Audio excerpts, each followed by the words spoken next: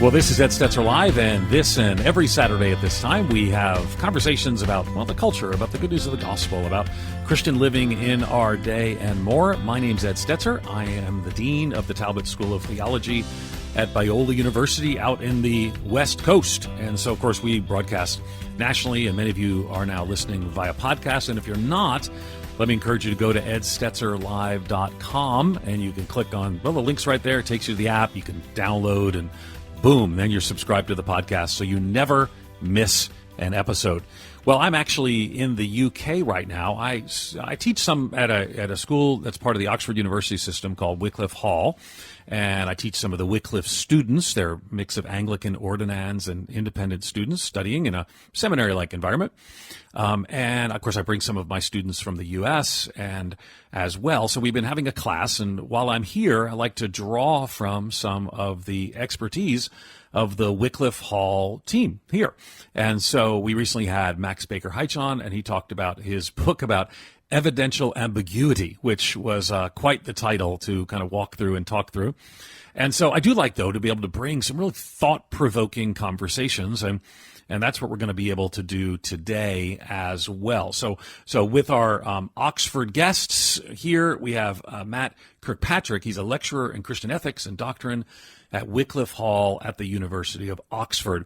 Before joining Wycliffe, he studied theology and ethics at the University of Oxford before completing a DPhil analyzing Kierkegaard and Bonhoeffer. And he's written several books, including, the one we're going to talk about today, brand new, Bonhoeffer for the Church, an Introduction. Now, Americans, Matt, are very fascinated by things as old as Oxford.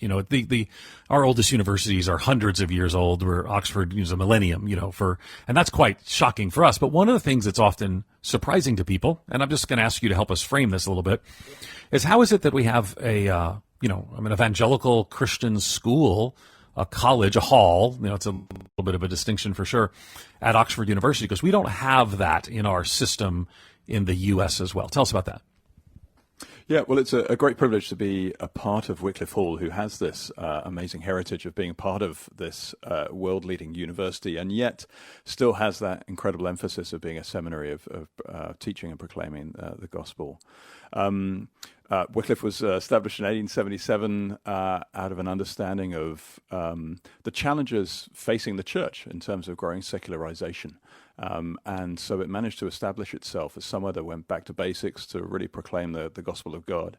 It started out of a desire to train men and women for ministry, to proclaim the gospel, to have an influence upon the academy, upon society, upon the world at large. And that's what it continues to do. Obviously, its mission now is much broader in terms of how it trains people and the range of theology and philosophy that it does. But it continues to be able to do that. And I think we're incredibly grateful that we're still given that opportunity in a world which is constantly changing. Yeah, it's fascinating when you go to the Wikipedia article, which, they can't put it on Wikipedia if it's not true. Absolutely. There.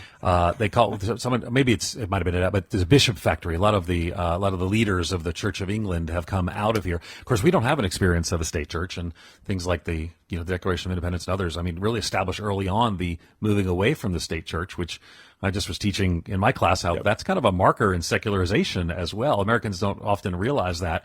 Whereas you have the support, the Church of England, the state church, and more. It's a whole different experience here as well. Okay, so you teach here, and again, you have been teaching in the areas of ethics and theology, and you've written this book, and the book is called Bonhoeffer for the Church, an Introduction. And I must say, for Americans with an introduction that has hundreds of pages, hundreds and hundreds, but Bonhoeffer he's prolific. But I've heard hundreds of sermons or Bible studies quoting Bonhoeffer. And he's like a quote machine. And so many Americans might be familiar with his name. Our audience, by the way, I should say, is American radio stations. Podcasts can be anywhere, but terrestrial radio is sure. Just in the U.S. and some over the border into Canada who are secretly listening. But so for those who are not aware, tell us a little bit just who Bonhoeffer is. Obviously, you're drawn to him. I'm drawn to him. First book I read on discipleship as a teenager was by Bonhoeffer. We'll get to that in a minute. But tell us who Bonhoeffer is, because he matters for today. Yeah, absolutely. Dietrich Bonhoeffer was a pastor, an academic who was alive at the early part of the first half of last century. This is in Germany. He's someone who wrote a huge amount of material that have become spiritual classics like The Cost of Discipleship, Life Together, Letters and Papers from Prison. But I think what's been so provocative for people is the life that he lived behind it. So often people can write out of the abstraction of the ivory tower, but this is someone who truly lived up to their message and to this profound and constant engagement in the world around them. So he grows up in Germany during around the time of the First World War and with its aftermath. And his formative years are experienced in Europe and Germany at a time of massive decline. But then also with the rise of National Socialism, he plays a significant role in not just recognizing the dangers that are immediately on the horizon, but trying to get the church to recognize it as well, not just in terms of the anti-Semitism that is going around, but also the incredible threat that National Socialism, the Nazi regime, Hitler posed to life as a whole. And I don't want to jump too far ahead because Sure. his life, well, there's an ending that's coming there as well. Absolutely. But he's coming up in the midst of this move towards National Socialism, this rising idea of totalitarian regime and more, and also the compromise that comes with that in the church itself. So he then becomes a part of pushing back on that in some ways, and then much more prominently later. Tell us about that. Yeah, absolutely. So one of the things which is really striking about Bonhoeffer, he's coming out of this German context, but unlike many people in Germany coming out of the First World War who are feeling extremely upset by not just the result of the war, but also how they're treated after the Treaty of Versailles. He's someone who goes traveling. He's someone who sees the world. He spends time in New York, for instance, in the heart of the Great Depression, seeing the racial segregation that's happening there, as well as traveling into France, travels all across Europe, and gets this kind of world perspective. And when he comes back to Germany, Hitler gains power in January 1933. Bonhoeffer goes on the radio just a few days later and talks about the danger of the Führer principle, the very essence of what Hitler stood for, and denounces it. And that's a mark of his ability to see what's going on all around him. And so from 1933, 1934, 1935, 1956, he's constantly striving to get the church to recognize what's going on. They fail to see it. He spends an incredible amount of energy trying to do it, but ultimately they just see him as a naysayer, a Cassandra, this person that's just constantly saying negative things, and they don't really understand where on earth he's coming from. And so throughout his life, he feels this constant pushback from the church, which doesn't take up the mantle. And ultimately, especially when the rubber hits the tarmac, it ends up fighting for its own survival and ultimately giving up on the people that are all around them, primarily the Jews, but all manner of different people within society. It fails by standing up for its own existence, by fighting for its own survival. And that's what Bonhoeffer felt ultimately killed the church, essentially at that time.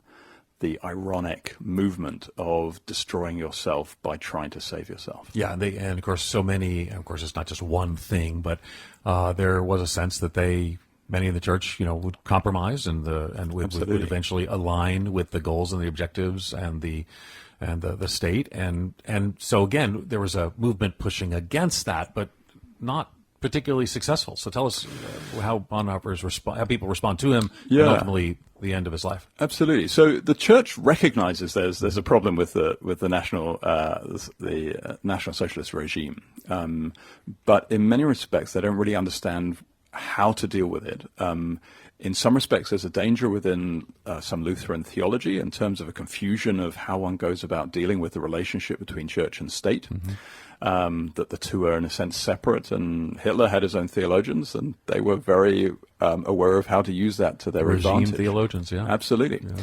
So we do get the creation of the Pastors' Emergency League, and then that turns into the Confessing Church, which is meant to be this rebel church to stand up against the National Socialist regime. But ultimately it gets confused in church and state politics. So that even though they try and create confessions in order to describe the distinction between confessions of their faith and their belief, confessions, and more, sort of foundational documents to be able to give a solid foundation for how the church needs to be discreet, to set, in a sense, battle lines to Hitler to say this is where you cannot cross. But these all get watered down, so that even by, I think, 1938, 1939, 85% of confessing church pastors had sworn an oath to Hitler on his birthday. Which was, of course, part of what it meant to lean into the side of the state church. And we look back and we say, how could people fall for these things? But that's going to be a part of our conversation as well. Again, we're actually not live today. We're not going to be able to take your calls today, but we are going to have, I think, an important and fascinating conversation. I want you to stay tuned. Matt Kirkpatrick is our guest. We're talking about his new book, brand new book, Bonhoeffer for the Church. And we're going to lean in on what happens into Bonhoeffer's life and what are the lessons we can learn for today. So stay with us. Ed Stetzer Live. We'll continue our conversation with Matt Kirkpatrick in just a moment.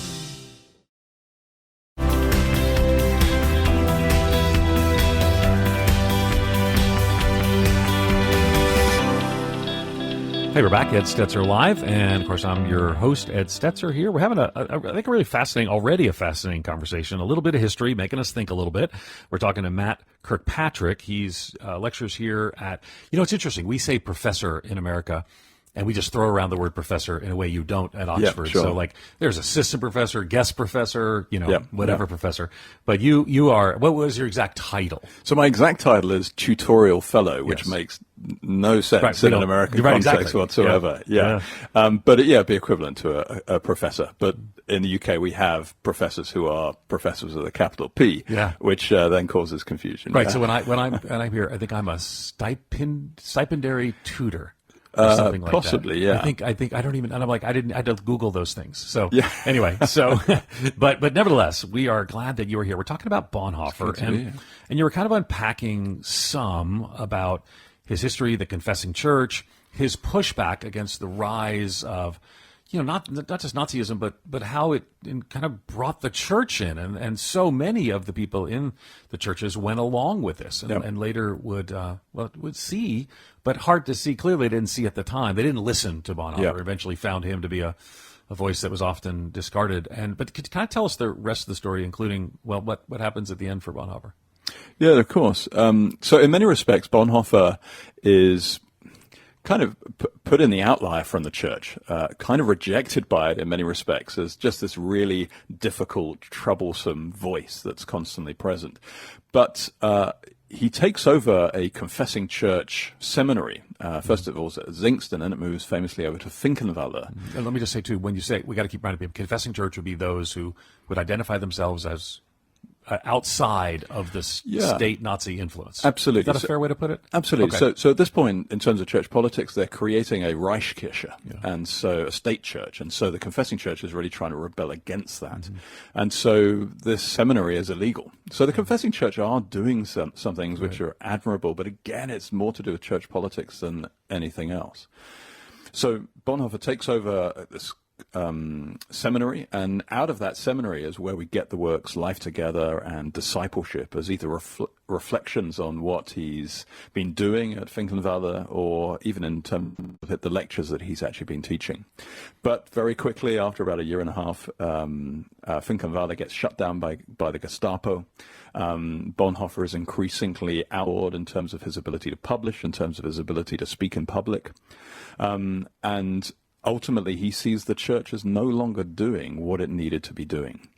And Bonhoeffer did find a group of people that he felt were, in a sense, answering the call.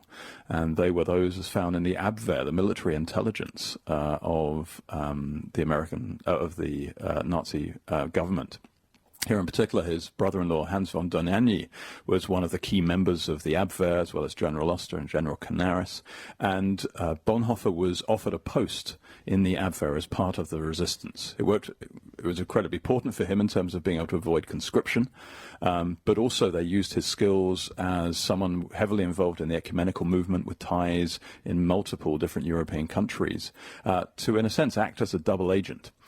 to go ostensibly for the advert to say how great Germany was and how actually it was doing really, really well. But actually he was meeting with a whole range of different people to try and convince the Allies, especially the British government, that there was a resistance that was trying to take over from Hitler to re-establish a different government in order to bring an end to the hostilities.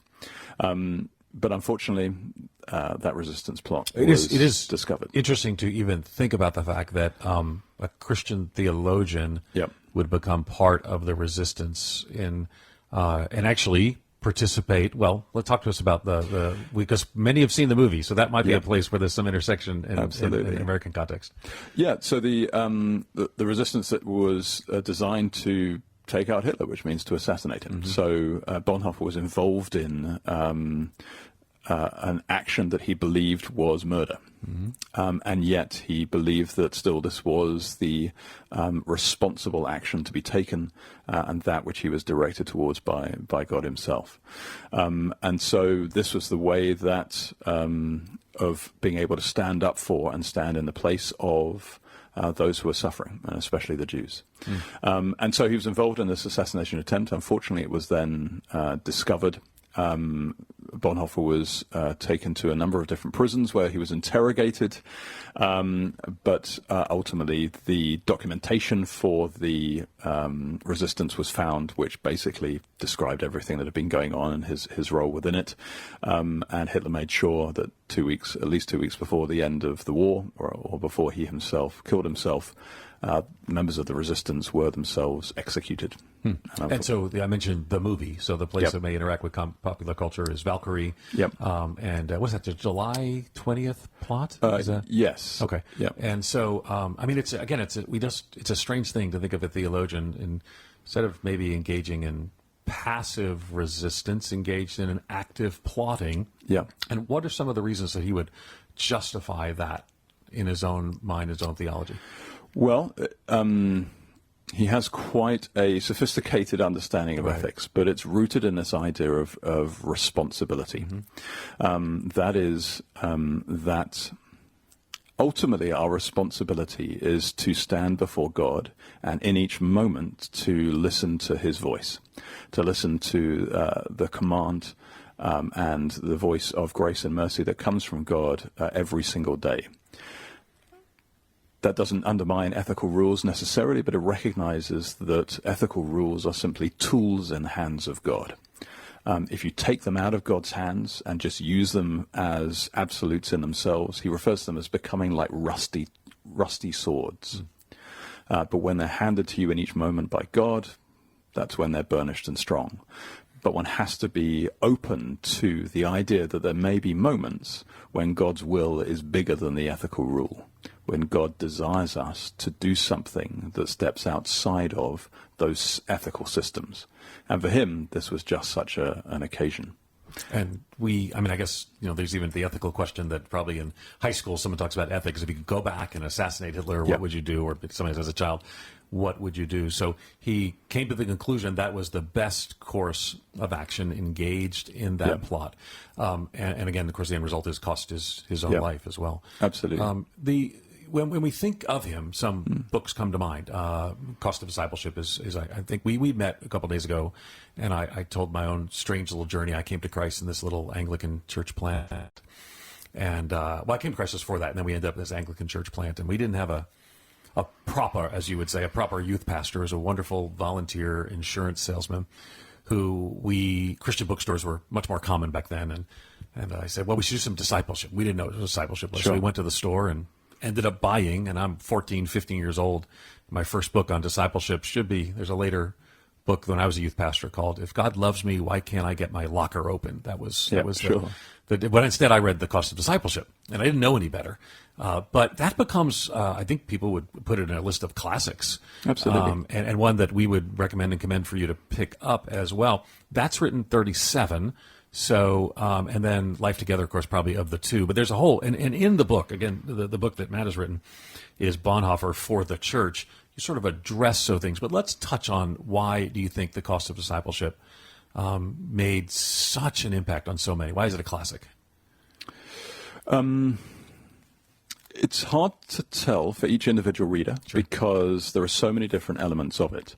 But I think what comes across is a sense of, for many people, stripping away a kind of Christianity that they've got used to, that has become mundane and ultimately doesn't really connect with the truth. So one of the most important concepts that we have in discipleship, so the technical term is nachfolge, which means imitation or discipleship, is this idea of the difference between cheap and costly grace.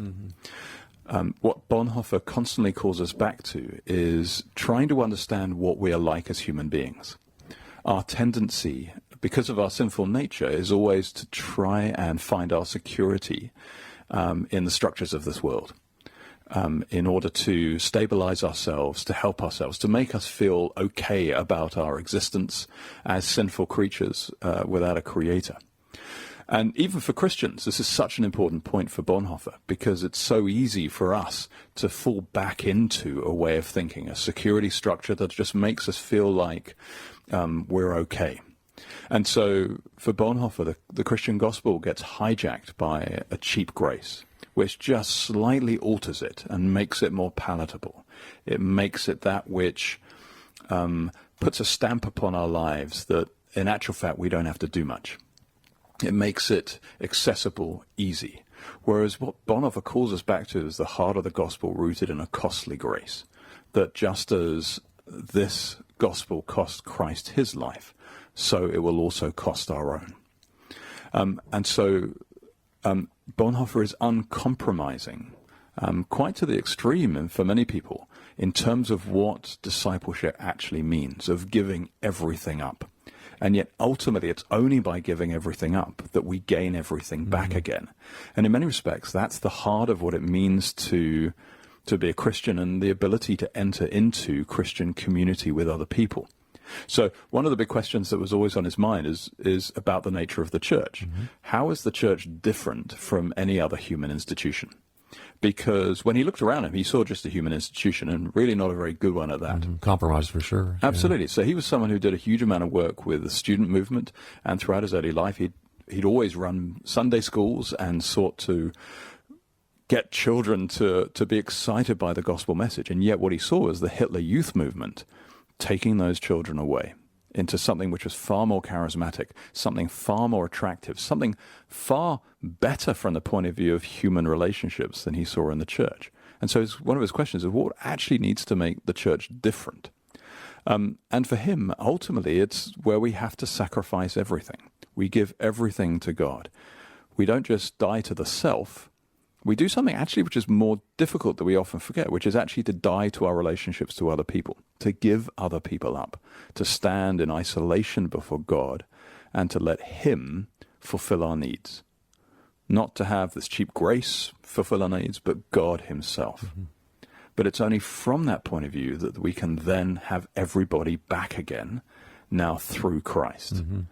That is, we no longer need them in a way that turns them into an object. We no longer judge them. We no longer project onto them who we think they should be or how they should act. We now look at them through the eyes of Christ. One of the most important parts of Bonhoeffer's work is in thinking about how we love our enemies. Because that can be one of the hardest things to do, because these are people who have hurt us, these are people that have aggrieved us, these are people we perhaps can't understand, these people who we perhaps even doubt whether they deserve our forgiveness, and it really feels like we need to dig deep in order to deal with them. And yet Bonhoeffer's point is that, well, that's how Christ deals with us.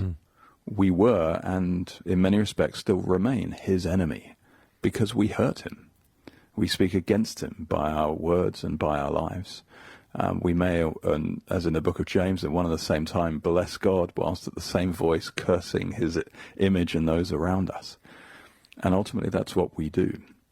And so there's an important emphasis on drawing us back to the essential content of what it means to be a Christian, standing before God in isolation. But only through that can we then come back into these human relationships. And it's ultimately that which establishes the church as something totally different. Unless all of our relationships have been redeemed, then we really are just existing in a human institution. And so much of his work is geared to try and describe how that transformation works. And that, in some respects, is one of the most profound contributions, and indeed why Bonhoeffer's work is for the church. Right. And I think that's a part of what I want to talk about in the second half of our program is I mean, you've written the book Bonhoeffer for the Church, and there's a statement that's there, and you even now that you were talking about standing before God and more, but then sometimes we live in a Western world where autonomous individualism is so central. Yet this is the same Bonhoeffer wrote Life Together, and this new community that's formed and shaped. We're going to continue our conversation with Matt Kirkpatrick in just a moment. Bonhoeffer for the Church is his new book. Again, I'm Ed Stetzer, your host. Let me remind you that we are not live today, so we're not taking your calls, but we're having a fascinating conversation here at Wycliffe Hall, where Matt serves as a tutor as well. We'll continue our conversation with Matt Kirkpatrick in just a moment.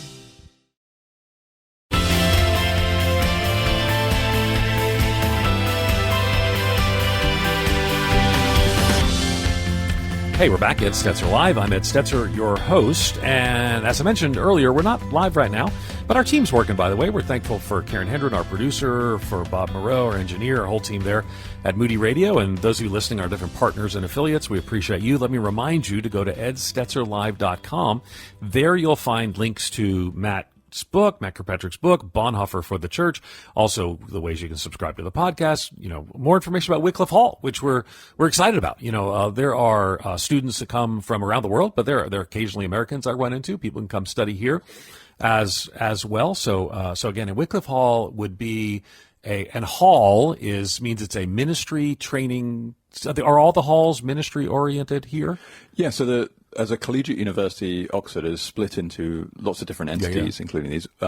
As a hall, that means we just reserve slightly more governance away from the university as a spiritual institution. That seems more appropriate to yeah, makes sense. And there are, I think, 4 halls. I'm going by recollection.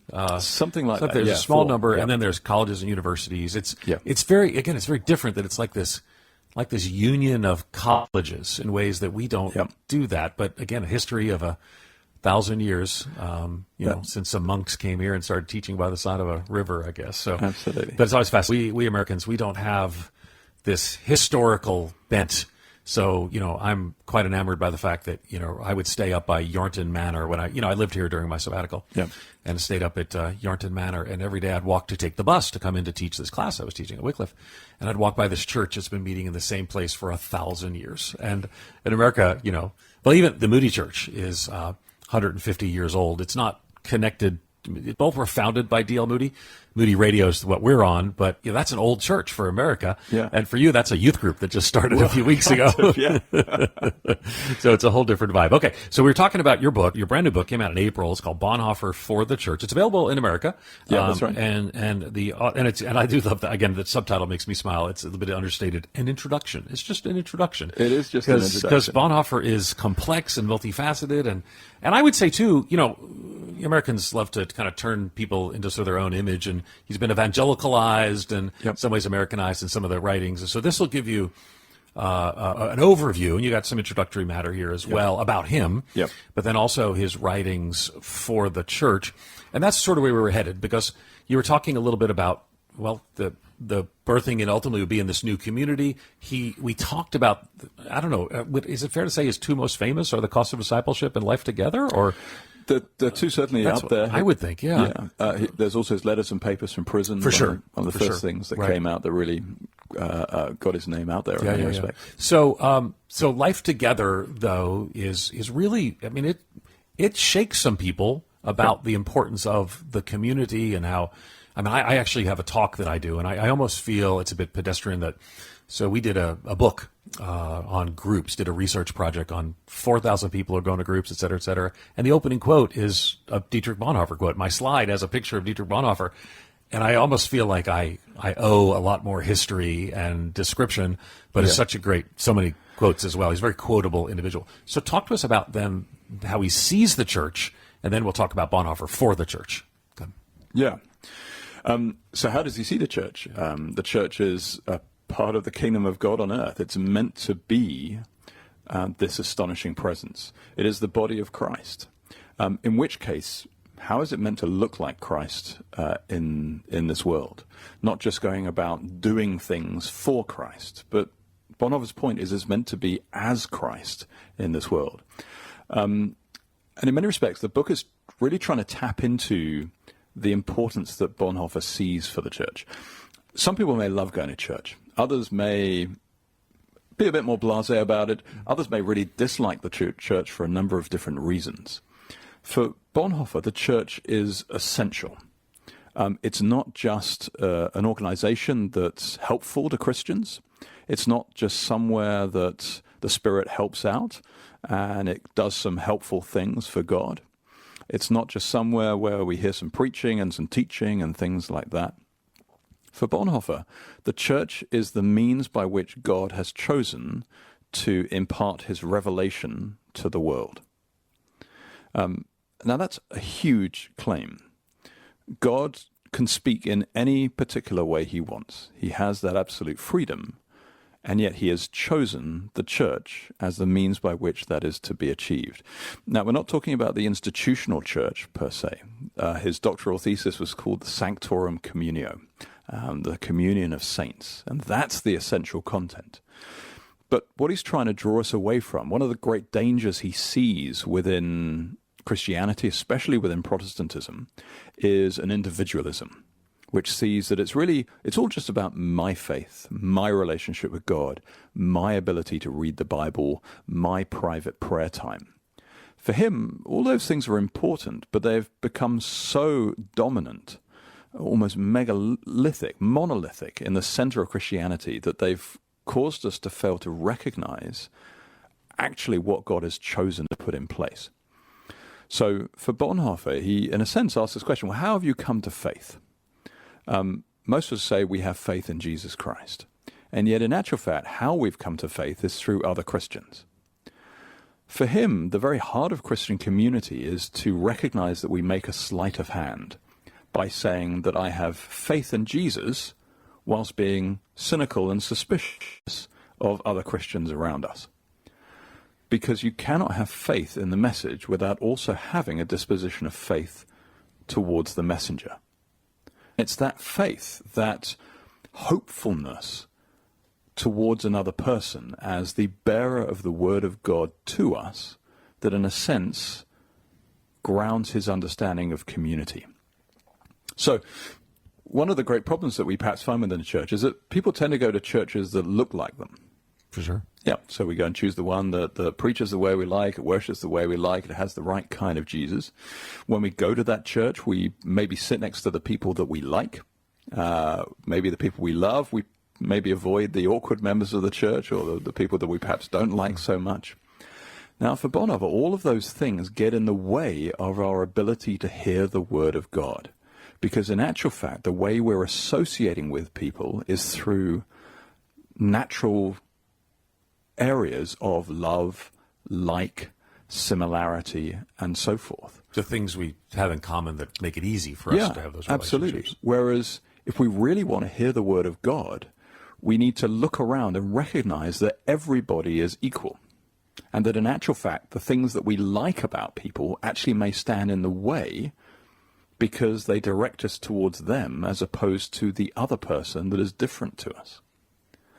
And so for Bonhoeffer, to be in a church is to look around at people in their strangeness, in their awkwardness, in their difference to us, and to recognize them as those that may potentially bring us the word of God, because God has so chosen them to be the vessel of his word. It's it's very countercultural and I don't know the church in Great Britain, but I know in an American context that, it's very consumer oriented. People, I'm in Southern California at a very, very large church. I normally broadcast from there. And we know that people who maybe get unhappy about something at our church go to another large church in the area. And we know they'll come over to our church at times. We live in a very consumer driven time, but that's not new. And Bonhoeffer was pushing against that. So what would it look like in Bonhoeffer's eyes for us to actually be the kind of life together community that he would want. Because he certainly wasn't seeing that in his day, because, I mean, what had drawn people together was this, kind of drawing near to National Socialism, the Nazi movement. So what would it look like if we did what Bonhoeffer called us to? Well, I don't think we'd know what it would look like, because we don't really do it. So it's kind of a prophetic call, but without a full actualization. Absolutely. Okay. But ultimately, if we did it, we would be the true body of Christ on earth. Mm-hmm. That is, just as Christ existed in his one corporal body, so now he exists in his one communal body. And I think in many respects, what we would see is a church that isn't inwardly focused on its own identity, on its own purity, perhaps, on its own continuation. And instead, like Christ, we would see someone utterly unconcerned with their own physical health, with their own continuation, with their own purity, but rather a church that was always looking outwards to recognize even the enemy as their lover. And this is why, for someone in the field, my field's mission, so we're very drawn to Bonhoeffer. Now, again, there's some overlap, but very drawn to, because he kind of speaks of this idea of laying ourselves down, giving ourselves away, and more. Yet this is also the same person who would participate in a plot to change evil regime. So this is where it gets so complicated for us. So, but you've written a book. It's called Bonhoeffer for the Church, right? And I just around the world, we're seeing rising ideologies, rising isms. It's a very divided time, but I think it's a good time for us to read Bonhoeffer and to read Bonhoeffer for the Church. Yep. So, what might you think Bonhoeffer might say to us today and some of the challenges we're walking through? I want you to hold over a second. I want to give you a second to answer that in just a second, but we're going to take a quick pause because I want us to kind of think through how ultimately what it looks like for in our final segment to actually be the kind of people of God, that radical community that Bonhoeffer calls us to. Again, our guest today is Matt Kirkpatrick. We're talking about his book, Bonhoeffer for the Church. We're not live. Matt and I actually are both sitting at Wycliffe Hall at Oxford University in the boardroom recording this, and hopefully you'll also get a copy of the book that I think you'll find helpful against Bonhoeffer for the Church. We'll continue our conversation with Matt Kirkpatrick in just a moment as we talk about what it would look like to live out that kind of embodied faith and community.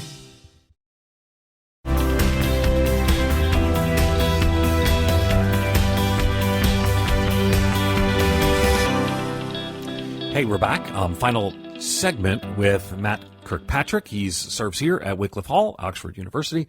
You teach theology and ethics, yes? Yeah, theology and ethics. Excellent. So again, if you can be a student, you can study with Matt. Fantastic. But you can also pick up Bonhoeffer for the Church, an introduction, which was kind of my question. What would Bonhoeffer say? What would be his vision for change in the tumultuous and turbulent times that we find in our churches today? And I know the UK is different than the US, but there are commonalities. What would those be? Oh, absolutely. I think one of the things that makes Bonhoeffer so profound is that although he's Lutheran and is very keen on his tradition and context, he's not someone that has any interest in towing any particular party line. And so his work is as much a critique to evangelicals as it is to liberals and everybody in between. And I think one of the things which is most important about him is how he constantly calls us to something higher, to be able to recognize the weaknesses in our own character, in our own faith, in our own theology, and challenges us to do better. One of the things he said at a ecumenical conference at Gland was, hasn't it become so strikingly clear to us that we no longer read the Bible against ourselves? We're only really interested in reading it for ourselves. And so it's that message of how he provides a challenge to all people, I think, within the church, to really start taking their faith not just seriously, but seeing how it can seriously impact their life and their relationships, and therefore bring the church to a place of real relevance in the world around it. And again, I made fun of you at the beginning for calling it an introduction because, again, Americans don't think of it as an introduction as a 400-page book with footnotes. But there's a vision that is in the book that I think would help us to sort of, I mean, what is that vision? What are you trying to accomplish with Bonhoeffer for the church, this introduction? Yeah. So Bonhoeffer spent far more time in the church than in the academy, but most books about Bonhoeffer are written by academics.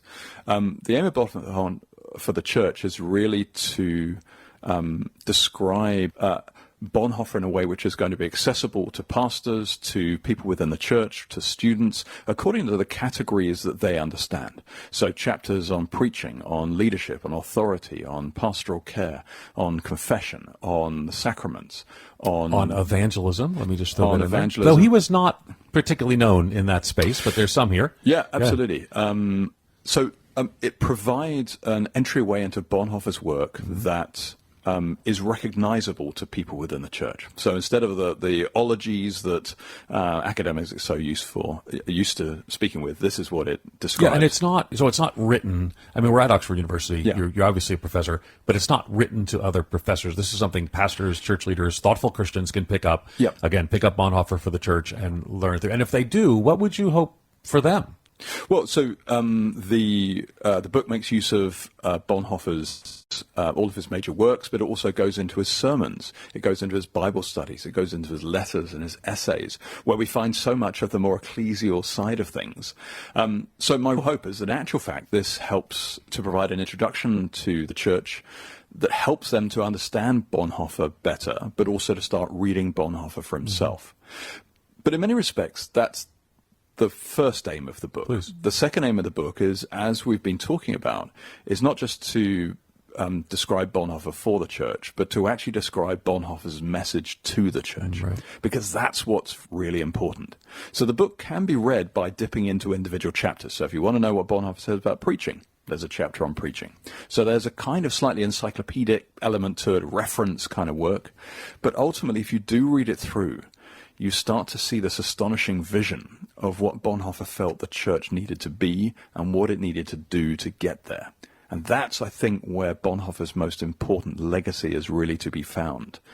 So Bonhoeffer for the church isn't also trying to present a Bonhoeffer, sort of trying to convert him to be this kind of An evangelical, for example. Yeah, we've seen. absolutely. Yeah. So my aim is simply to set out Bonhoeffer, to allow readers to then wrestle with his work. But his message to the church really is, I think, the essential way to read Bonhoeffer. And so my hope is that this book also presents possibly the most, an incredibly coherent image of what Bonhoeffer's theology as a whole was attempting to be. Yeah, for a lot of people, it's in some ways a discouraging time, in America, in the church, and more. There's division, there's a lack of certainty how to engage the cultural moment and more. And I think Bonhoeffer has a key voice that when we look to kind of when he spoke up and how he spoke up and how he spoke out. But I do love his vision for the church. Of course, it's so reflective of Ephesians 3:10. God has chosen the church to make known his manifold wisdom in the world. So we've got a couple minutes left. But in that couple minutes, what exhortation would you give to Christians listening about what they can take away from Bonhoeffer that might help us to navigate this cultural moment? I know we've talked about some of it, but unpack it a little more. Unpack that vision that he might have, and maybe that you have, having engaged a lot of time with Bonhoeffer, because it can be a pretty discouraging time. A lot of people are maybe giving up on the church, unsure where it's headed. Maybe it's compromised. Maybe it's too consumeristic. Maybe it's too caught up in the ways of the world. What do you think? I think Bonhoeffer's vision for the church cuts through so much of those particular issues. So for people who are frustrated by the church, who've seen it fail, who've been hurt by it, Bonhoeffer's someone who understands. Bonhoeffer's vision for the church is not idealistic. He's someone who stood at the very precipice of seeing the church absolutely and utterly fail all around it. And yet he maintains this message. At a sermon early on 9/20/28, he writes, "Woe to us if we do not start taking seriously this idea, the church." But Bonhoeffer's vision is a way of revitalizing the church in the most profound of ways, I think. But it's also a vision that requires recognizing that journey is going to be a little bit painful, and that it's not just a problem with other people, but that it gets to the very heart of our fallen existence, in which case it's a problem with us, with me, with a need for us to be the ones who change as well as other people around us. And in many respects, I think Bonhoeffer's vision doesn't just bring us to an understanding of the church, but actually brings us to this most profound understanding about ourselves, which is profoundly liberating. Fascinating. And I think, just about maybe 30 seconds left. Give us an exhortation towards what Christian living might look like when it's not for ourselves, when it's in community, and it ultimately reflects this kind of kingdom vision. It's a life that is so profoundly joyous and hopeful, because out of the mouths of every single person, and most especially perhaps those who are weakest among us, we might hear the words of Christ. And ultimately, nothing could be more profound. So good, so beautiful. The book is Bonhoeffer for the Church, an introduction. Matthew Kirkpatrick has been our guest, and here we're across the pond, as they say. We're here broadcasting, or recording, right from Wycliffe Hall at Oxford University, where you serve as an instructor teaching, encouraging students, and more, and important times. We live in important and in some ways turbulent and frightening, but at the same time, God has chosen the church to make known his manifold wisdom in the world, and our task is to join him in that mission. And so that you've written this book, look forward to encouraging others towards it. Again, it's Bonhoeffer for the Church. Let me thank our team, as always, here. I've mentioned Karen and Bob from our team from Moody Radio. Let me mention you, if you're listening for the first time, go ahead and subscribe. Go to edstetzerlive.com. All the resources, by the way, mentioned the book and all are at edstetzerlive.com. And you can also follow us on all the social media apps at Ed Stetzer Live. Find out what's coming up next on each program and more. Let me remind you, too, that Ed Stetzer Live is a production of Moody Radio. It's a ministry of Moody Bible Institute, and then it goes out, of course, on the Moody Radio Network, but also across all of our partner networks and affiliates, for which we are thankful.